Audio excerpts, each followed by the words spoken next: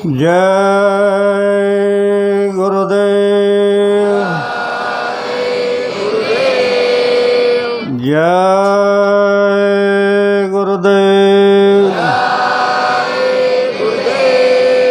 जय गुरुदेव नाम किसका? जय गुरुदेव नाम किसका? ये नाम नहीं इंसान का, ये नाम है भगवान का। तो प्रेम से बोलो जय गुरुदेव। जय गुरुदेव।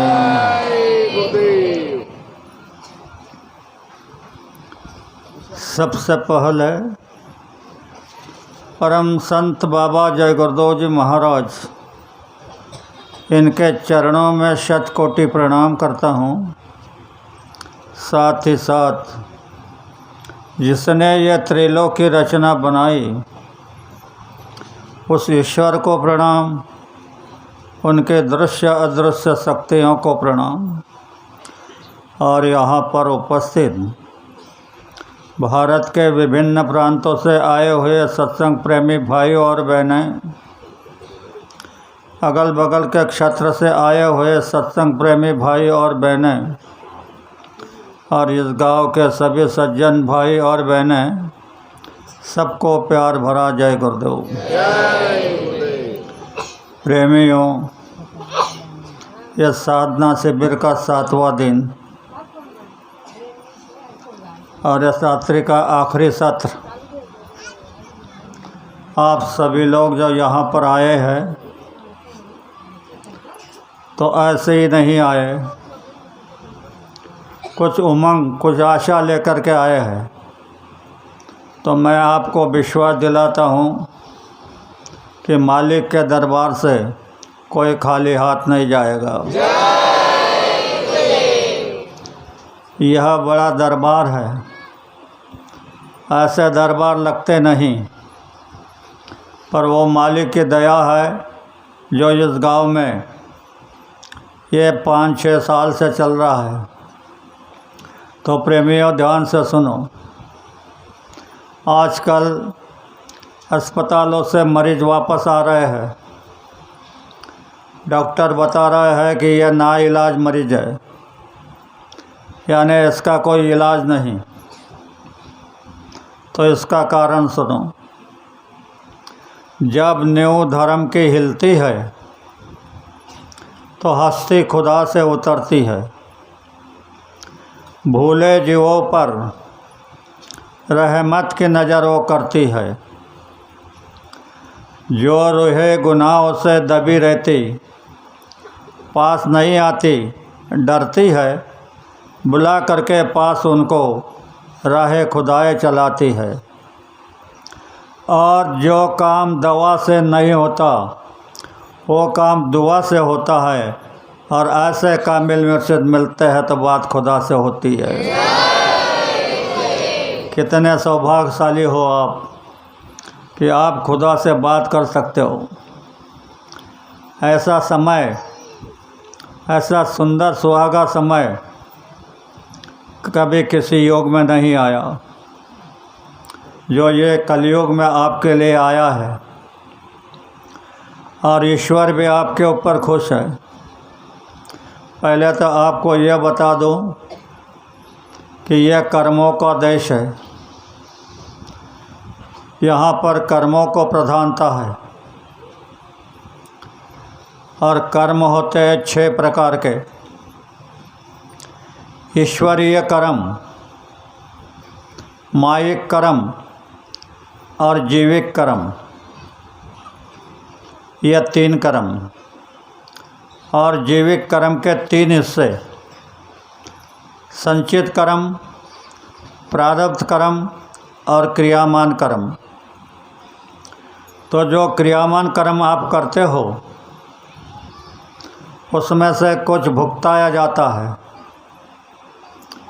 और जो बच जाता है उसे प्रारब्ध में दाखिल कर देते हैं, और प्रारब्ध से कुछ कर्म उठाकर संचित में जमा कर देते हैं। ऐसे न जाने कितने कर्म हमारे माथे पर पड़े हैं। इसलिए हमको ना सत्संग समझ में आ रहा है, ना क्रियाक्रम समझ में आ रही है। उसने पूरी तरह लोट पकड़ के रख दिया है। तो मैं आज आपसे प्रार्थना करता हूँ कि आप आ गए, यह बहुत सौभाग्य की बात है। तो भगवान ने कहा है, यदा यदा धर्मस्य ग्लानिर्भवति भारत अभ्युत्थानम अधर्मस्य तदात्मानं सुजाम्यहम् परित्राणाय साधूनां विनाशाय च दुष्कृतां धर्म स्थापनार्थ संभवामि युगे युगे।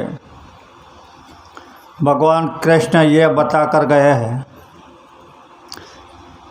क्योंकि अन्य देश जो है ये भोग देश है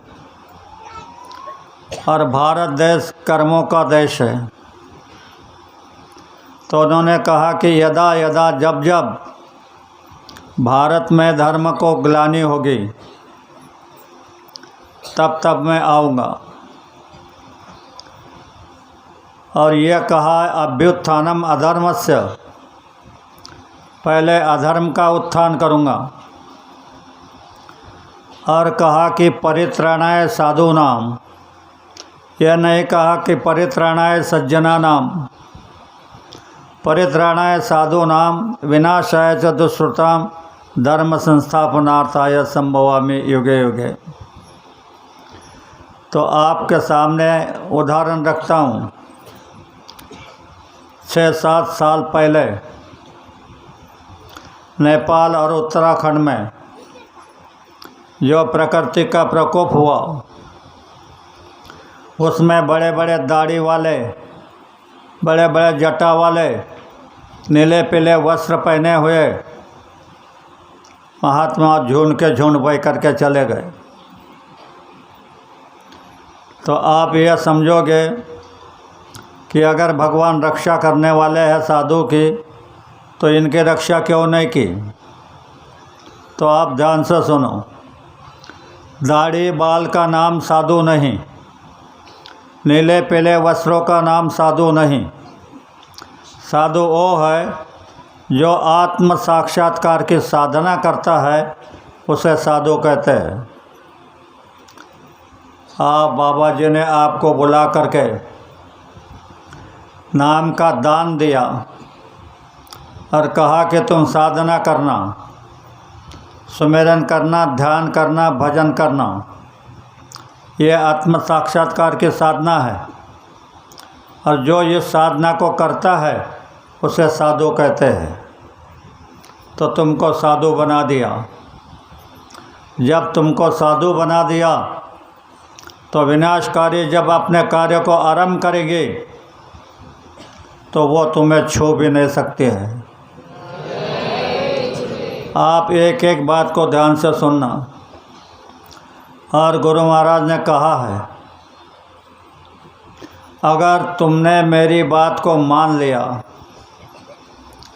मेरे कहने के अनुसार चले, हर रोज़ सुमिरन, ध्यान और भजन किया 2 समय,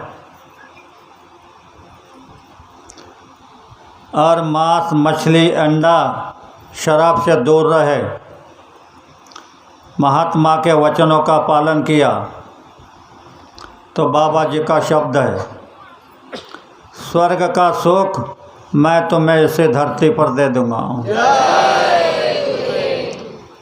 मेरी बात नहीं, स्वामी जी के वचन है। जो स्वर्ग का सुख तुम्हें धरती पर देने को तैयार है, तो और क्या चाहिए। पर हमारे ऊपर काल का जाल है, वो हमें बार बार घेरता है, विकारों में फंसाता है।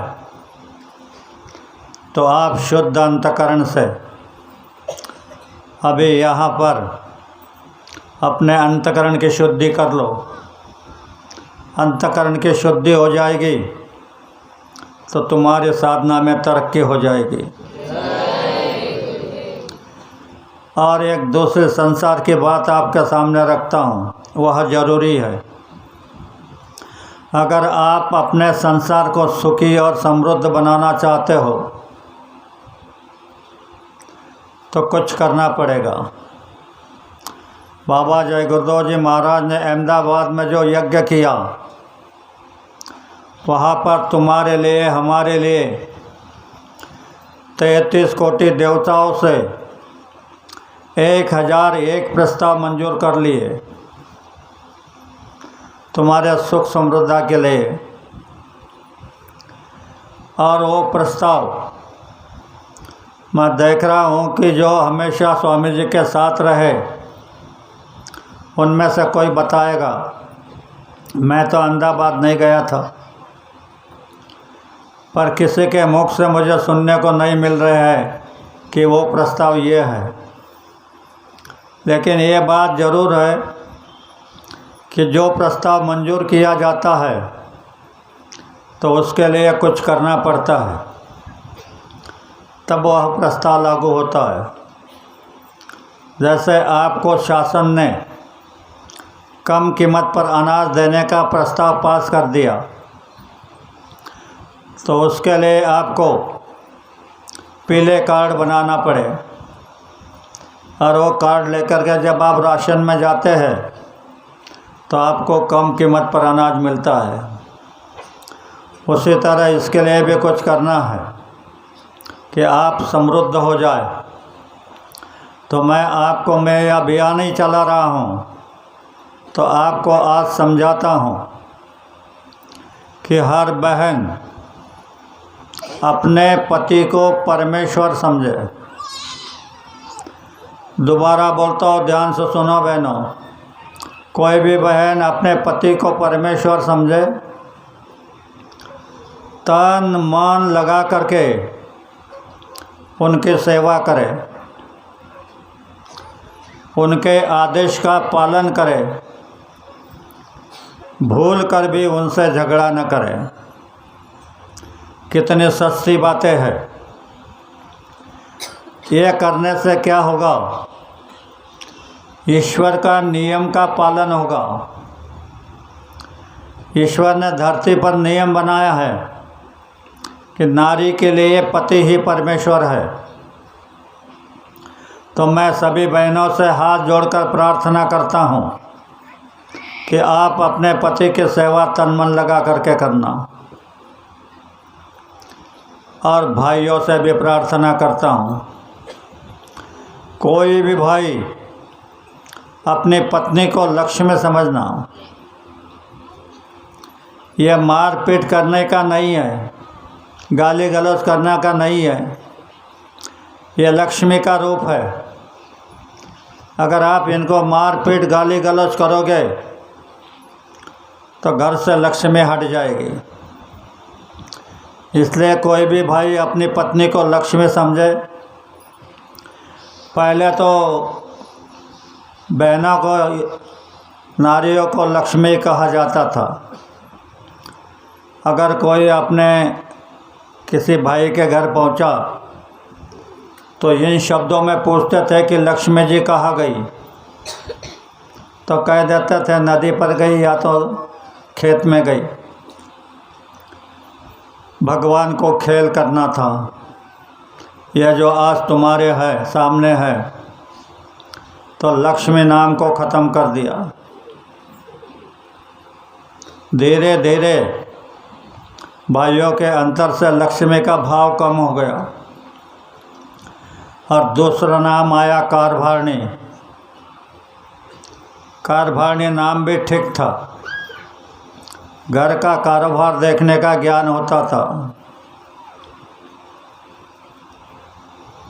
वह भी नाम ख़त्म कर दिया और एक दूसरा सुशिक्षित नाम आया, उसको खेल करना था। इसके लिए वह नाम है मिसेस। बड़ा विचित्र नाम है। बहनें अपने दुख के लिए, अपने पति के दुख के लिए, बच्चों के दुख के लिए उसको प्रार्थना करती थी, तो वह सुन लेता था और दुख तकलीफ़ में मदद करता था, लेकिन तुमको गलती का पुतला बना दिया। मिस यानी मिस्टेक और यस माने हाँ। गलती का पुतला बना दिया। आप चाहे रोते बैठो रात दिन, तुम्हारी बात को नहीं सुनेगा। वह पतिव्रता की बात को सुनता है। तो इसलिए मैं आपसे प्रार्थना करता हूँ, हर बहन आज अपने पल्लों को गांठ मारे कि मैं तन मन से पति सेवा करूँगी, उनके आदेश का पालन करूँगी, बोलकर भी उनसे झगड़ा नहीं करूँगी। तो मैं दावे के साथ कहता, यह नियम आपने बना करके रखा तो 6 महीने के अंदर तुम्हारे घर में सुख शांति नहीं पैदा हो जाएगी, तो बाबा जी को बाबा जी मत कहना। कोई चोरी लुच्ची दबाड़ी घुसखोरी करने की ज़रूरत नहीं है, वह देने को तैयार है, पर आपने रास्ता ही बदल दिया। तो थोड़ा उदाहरण आपके सामने रखता हूँ। एक बहुत बड़े सेठ थे, अपने पत्नी के साथ बाहर टहलने निकले। थोड़ी दूर गए जंगल में, तो वहाँ पर एक बहुत बड़ी नदी थी। नदी में नाव चल रही थी। ये दोनों पति पत्नी नाव में बैठ गए और नाव वालों को कह रहे थे उस किनारे लेके चलो, उस किनारे जाने के बाद इस किनारे लेके चलो, ये किनारा वो किनारा, ऐसे टहल रहे थे। शाम का वक्त था। एक बूढ़ा जिसके बदन के ऊपर कपड़े नहीं थे, खाली लंगोटी लगी थी, जंगल से मौली लेकर के आया, नदी के किनारे मौली लगा दी और नाव की राह देखते बैठा। सेठ अपनी पत्नी से कहने लगे, देखो बूढ़ा आदमी है, बदन पर कपड़े नहीं, खाली लंगोटी लगी है, फिर भी मौली ढो रहा है। उस बहन ने जवाब दिया कि उसकी पत्नी कर्कश होगी। ध्यान से सुनो बहनों, कहा उसकी पत्नी कर्कश होगी। कर्कश यानी कैकसी।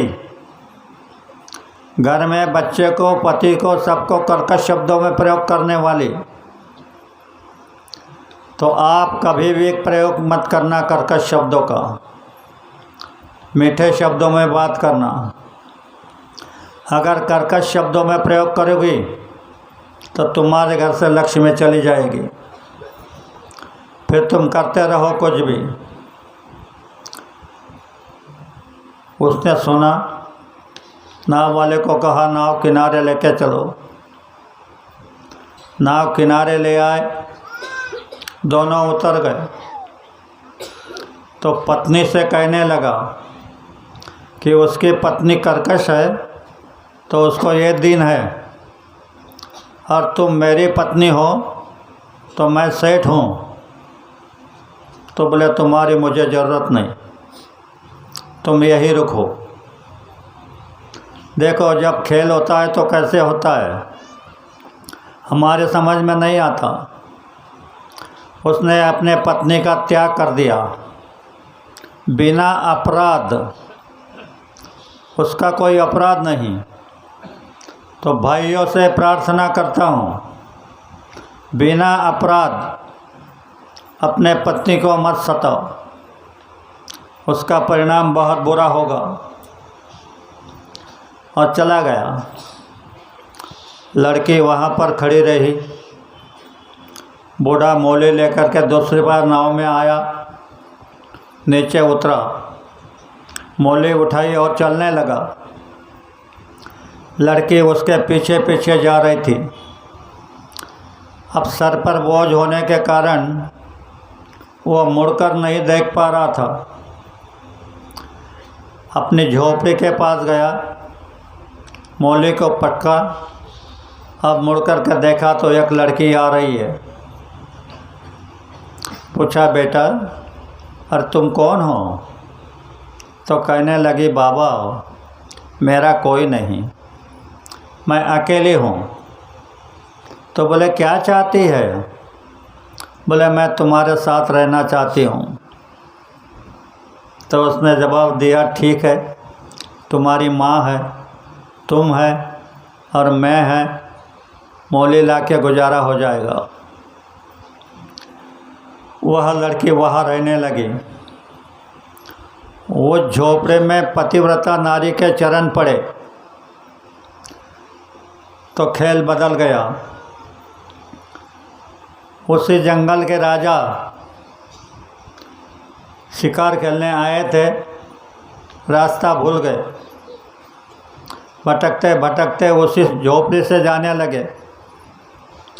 लड़की ने देखा भला आदमी है, तो बूढ़े को कहा, बाबा इनको बुला लो, हाथ पैर धोने पानी दो, मैं खाना बनाती हूँ। हाथ पैर धोने पानी दिया, खाना तैयार हो गया, लड़की ने परोस दिया। राजा सवेरे से भूखे थे, खाना खाकर पानी पीकर तृप्त हो गए। फिर बूढ़े से पूछने लगे कि बाबा अरे क्या काम करते हो? कोई नहीं भाई, मौली लाता हूँ, बेचता हूँ, उसी पे गुजारा करता हूँ। यह नज़दीक का जो जंगल है, इसमें सिपाही लकड़ी नहीं लेने देते, बहुत दूर जाना पड़ता है, तो एक ही मौली आती है। राजा ने कहा, बोले बाबा यह नज़दीक का जो जंगल है ये मेरा है, मैं तुमको दे देता हूँ। बूढ़ा बहुत खुश हो गया, कहने लगा अब 2 मौली लाऊंगा, सवेरे 1, दोपहर में 1, गुजारा हो जाएगा। अब 2 मौली आने लगी, कुछ पैसे बचने लगे, थोड़े पैसे इकट्ठे हो गए तो लड़के ने कहा कि बाबा एक गधा खरीद लो, गधे पर एक पर 2 मौली, एक पर 2 मौली, 4 मौली आ जाएगी, 4 दूने 8 मौली हो जाएगी। उसने गधा खरीद लिया। दूसरे मौली ढोने वालों को तकलीफ़ होने लगी कि इसने तो गधा भी खरीद लिया, तो उन्होंने उस जंगल को आग लगा दी। सवेरे बूढ़ा जंगल में गया, देखता है तो सारा जंगल जल करके कोयला हो गया था। रोता हुआ वापस आया। लड़के ने पूछा, बाबा क्यों रो रहे हो? तो कहने लगा कि बेटा जंगल जला दिया। बोले क्या हुआ? कोयला तो होगा। हाँ, बोले कोयला है। तो बोले कोयला लेके आओ। देखो पतिव्रता नारी का कदम क्या काम करता है। जब कोयला लाया, उसने कोयला उंडला तो लड़की ने देखा उसमें सोने के गोले थे। उस जंगल में ऐसी वनस्पति थी जो आग के संघर्ष से उसमें सोने के गोले तैयार हो गए। लड़के ने कहा, बाबा महीने में 1.5 महीने में सारा कोयला ले आओ। सब कोयला लाया। लड़के सोना चुनते रही, बहुत कुछ सोना इकट्ठा हो गया। एक दिन बूढ़े से कहने लगे कि बाबा तुम मार्केट में जाते हो तो मैं भी आती हूँ। कहा कि चलो। उसने थोड़ा सोना ले लिया, मार्केट में जा कर के सोना तोड़ दिया और एक कारीगर को बुलाया। कहा कि बोले मुझे 7 ताल की माड़ी बनाना है, जल्दी से जल्दी बन जानी चाहिए, कितना रुपया लोगे? कारीगर ने जितना बोला उतना हाँ कह दिया और काम दे दिया। कारीगर ने और दूसरे कारीगर बुला करके 1 महीने के अंदर माड़ी तैयार कर दी। माड़ी के वरांडे में बंगई लगा दी। लड़की ने बुड्ढे को अच्छे अच्छे कपड़े पहना दिए और अच्छा अच्छा खाना बना करके खिलाते थे और बंगई पे बिठा करके झोंका देते थे। यह उसका नियम था। अब ये उसका पति बिना अपराध पत्नी को त्याग करने वाला, उसके सारी जायदाद ख़त्म हो गई। एक माड़ी थी वो भी बिछ गई, कुछ नहीं रहा। दिमाग चकरा गया। फिर ऐसे पागल की तरह घूम रहा था। चलते चलते उसी माड़ी के सामने से जाने लगा। लड़की ने पहचान लिया कि मेरा पति है। बूढ़े को कहा, बाबा इनको बुला लो, हाथ पैर धोने पानी दो, मैं खाना बनाती हूँ। उसे बुलाया, हाथ पैर धोने पानी दिया, खाना तैयार हो गया। लड़की परोसने लगी तो ऐसे ऐसे घूर घूर करके लड़की की तरफ देख रहा है। लड़के ने कहा कि क्या देख रहे हो? तो कह रहा है कि मैंने तुमको कहीं तो भी देखा है, पत्नी है ये भी भूल गया। लड़के ने कहा कि नहीं महाराज, तुम मेरे पति हो, मैं तुम्हारी पत्नी हूँ। ये वो बुड्ढा है जो बदन पर कपड़े नहीं थे, मोली ला रहा था। फिर तो जोर से फुट फुट कर रोने लगा। लड़के ने कहा कि रो मत, मैं तुम्हारे साथ चलती हूँ। तो जाने लगी तो थोड़ा सोना ले लिया और उसके साथ चले गई। मेरा कहने का तात्पर्य यह है बहनों कि अगर आप पतिव्रता धर्म की पालना कर लोगे तो तुम्हें किसी भी बात की कमी नहीं पड़ेगी।